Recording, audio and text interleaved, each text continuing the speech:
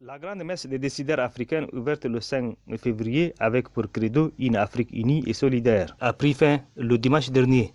La délégation tchadienne, sous la houlette du Premier ministre de transition Pahimi Padeka Albert, a pu, au cours de ce sommet, appeler l'IA à l'accompagner dans son plaidoyer auprès de la communauté internationale pour la mobilisation des ressources en faveur d'une transition apaisée et exemplaire.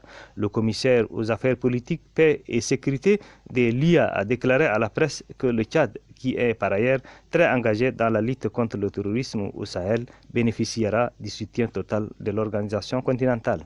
Le nouveau président de l'IA, Macky Sall, a relevé les défis majeurs auxquels l'Afrique fera face en 2022 et en a profité pour appeler ses pairs à une solidarité agissante et résolument tournée vers la concrétisation des projets intégrateurs.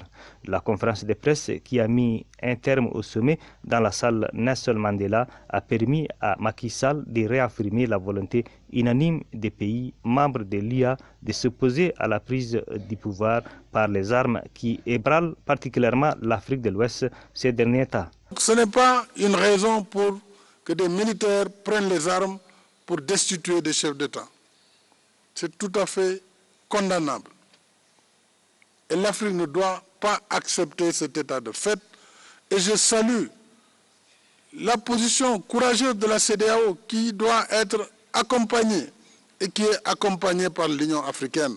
En ce qui concerne le sujet relatif à l'admission de l'Israël comme membre observateur de l'IA qui fait polémique, la sagesse africaine a prévalu. Un comité ad hoc est mis en place pour un examen approfondi. C'est à la demande des États membres.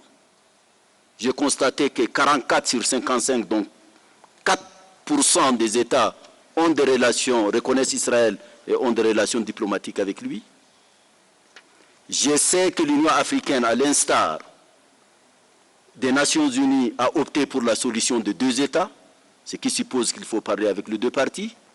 Et j'ai cru devoir faire jouer un rôle à l'Union africaine dans la recherche de la paix. C'est avec un sentiment de satisfaction que le Premier ministre de transition et la délégation qui l'accompagne ont quitté Addis Abeba ce lundi pour regagner N'Djamena.